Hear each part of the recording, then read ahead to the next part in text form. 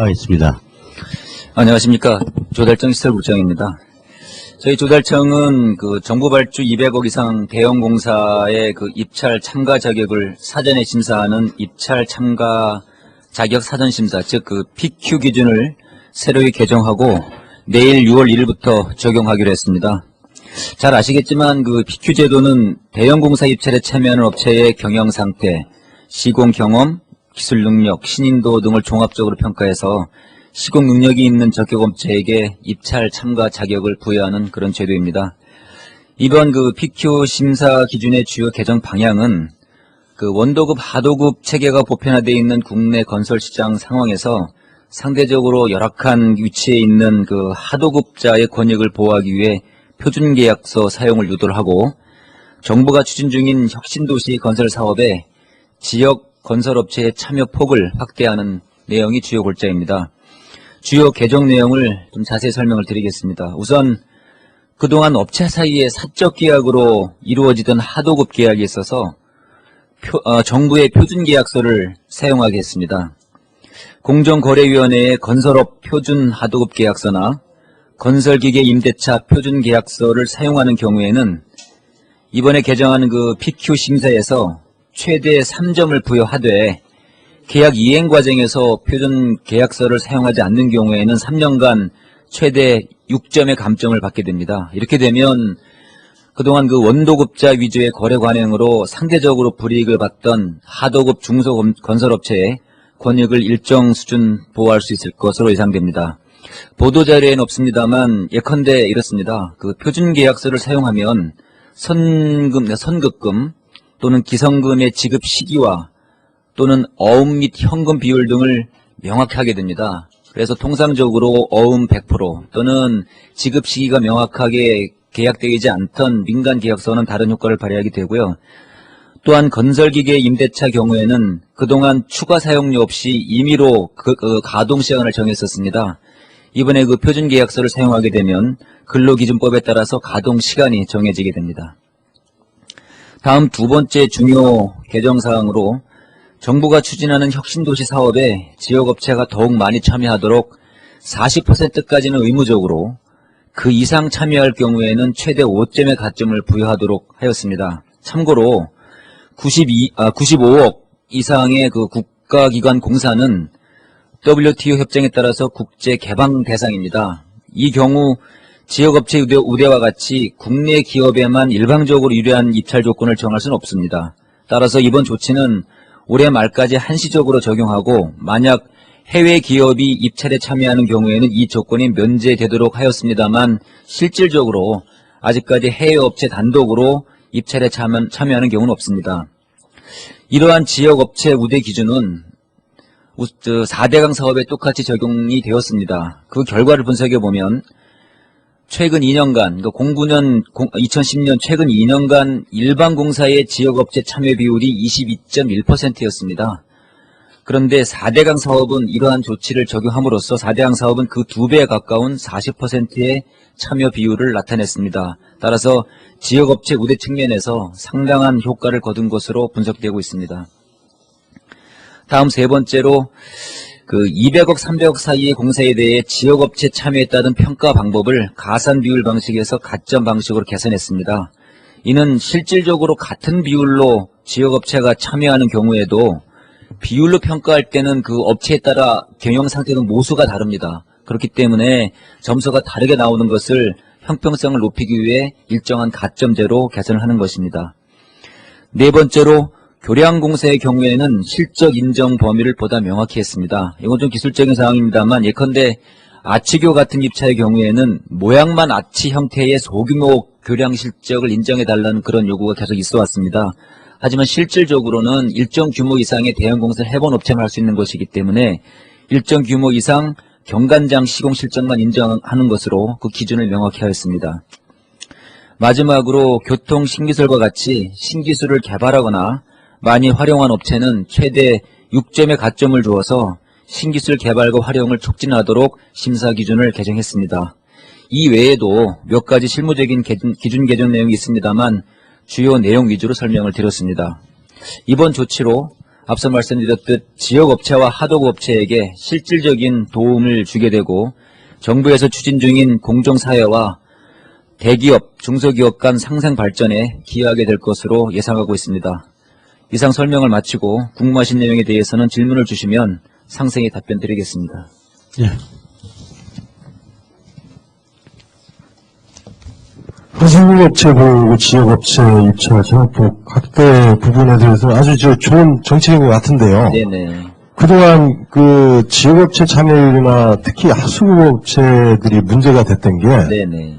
원계약하고 네. 하수구업체하고 계약업상에는 별 문제가 없는데 하도급을 준 업체도 또 하도급을 주는 경우 네. 그 업체들은 관리하기가 굉장히 힘들었어요. 거기서 문제가 거의 뭐 90% 이상 나왔다고 보는데 그렇습니다. 그거는 어떻게 할 수 있는 네, 방법인가요? 그것은 그 현실과 그 법체계의 괴리라고 말씀드릴 수 있는데요. 일단 정부에서 재하도급을 인정을 하느냐 안 하느냐 이제 그 문제 원칙적인 문제가 됩니다. 지금은 우리 그 계약법상 그 하도급 업체까지만 이제 제도권 내에 들어왔다고 보시면 됩니다. 그래서 원칙적으로 재하도급은 이제 불법입니다. 그래서 실질적으로 그 하도급, 재하도급 부분이 그 성행되고 있다는 걸 알고 있지만 정부에서 재하도급까지 그 제도권 내에 끌어들이지 못하고 이번에 하는 것은 그 앞단계인 하도급 부분까지라도 좀 그 불공정한 그런 불이익을 받지 않도록 그것을 표준 하도급 계약서를 적용하도록 그런 겁니다. 이제 그것은 정부에서 고민을 많이 해야 되는 그런 문제입니다. 재하도급까지 제도권 내로 끌어들여서 그걸 제도할 것인지 이것은 많은 논의가 필요한 그런 부분입니다. 여기 대통령에서 사용할 때 시민의 최대 3점 분명하고요. 네네. 3년간 최대 6점 하는데 이게 어떤 정도의 효과로 말씀하신 사실 이건 처음 그 시행하는 것이기 때문에 정확하게 그 시행 효과를 측정하기 상당히 힘듭니다. 다만 PQ 심사 기준의 그 영향력이랄까요? 그것을 보면 업체들은 그 PQ 통과를 하기 위해서 저희가 제시하는 가점 부분에 많은 그런 뭐랄까요? 적극적으로 호응을 합니다. 예를 들면 지역 가점 부분 같은 경우도 아까 그 실제 사례를 들었지만 그렇게 그 지역 비율을 적용하지 않았을 때는 평균 참여 비율이 같은 규모의 22% 정도였는데 저희가 가점을 줌으로써 40%까지 이제 그걸 참여를 했거든요. 이것도 표준 하도급 계약서 같은 경우도 저희가 이제 PQ 심사에 가점으로 넣으면 그것은 업체한테는 비록 형식적으로는 권장으로 되지만 업체한테는 필수적으로 하게끔 그렇게 인식되어지는 그런 효과가 있습니다.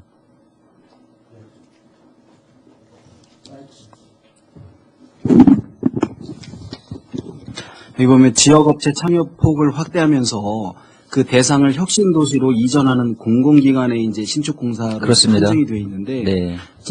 지역업체에 대한 그 참여 비율을 높이기 위해서는 다른 그 공종이나 다른 공사에도 적용을 해야 되는데 굳이 혁신도시로 이전하는 공공기관으로 예, 말씀드리겠습니다. 아까 브리핑 때도 말씀드렸는데 이것은 생각을 많이 해야 되는 문제입니다.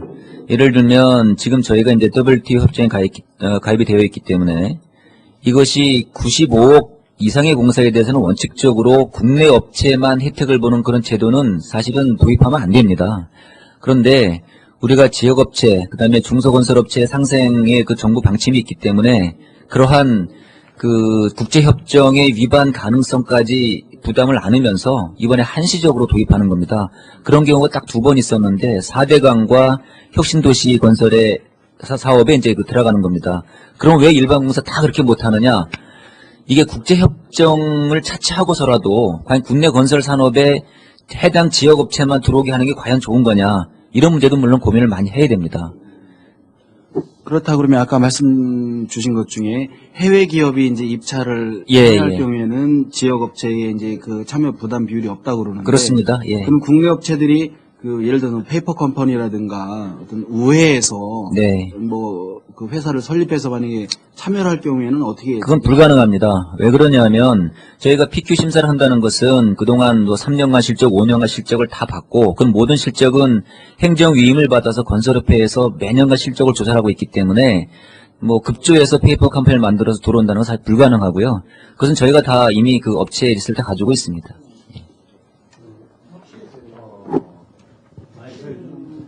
혁신도시 공공기관에 대해서 적용을 한다고 그러셨잖아요. 예, 그렇습니다. 그러면 이제 대전 충남 같은 경우는 세종시가 오기 때문에 혁신도시 대상에서 제외된 지역인데 세종시의 경우에는 이 40% 참여 비율이 적용되고 있나요? 그렇지 않습니다. 그러면 결과적으로 예. 대전 충남 지역에 있는 업체들만 다른 지역 업체에 비해서 정부 공공기관 이전 공사에 참여하는 비율이 낮아진다고 평평성 문제가 제기되지 않습니까? 지금 요건에 대해서 이제 이게 저희가 혁신도시의 4대강과 혁신도시에 이제 한시적으로 적용하는 제도이기 때문에 지금 말씀하신 내용은 아까 질문하신 대로 이제 모든 공사에 적용돼야 되는 이제 그런 원칙적인 문제가 발견이 같이 이제 매치가 되는데 세종시 부분 같은 경우는 기본적으로 턴키 공사입니다. 턴키 공사에 대해서도 저희가 일정 부분 그 지역 참여 비율을 권장을 했습니다.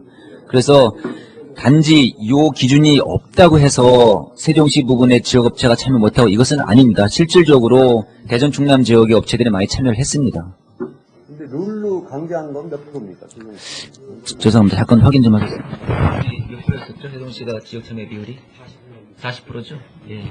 그 40%, 예, 40%이기 때문에 다만 그것이 혁신도시 같은 경우는 40%까지는 의무고 그 이상 할 때는 가점을 주겠다니 더 높아질 수는 있지만 지금 세종시도 40%까지는 하도록 되어 있기 때문에 그렇게 그 지역 건설업체의 불이익이 간다 이렇게 볼 수는 없습니다. 예, 또 다른 질문 없습니까? 예, 그러면 이상으로 조달청 시설사업자의 브리핑을 모두 마치겠습니다. 예, 감사합니다.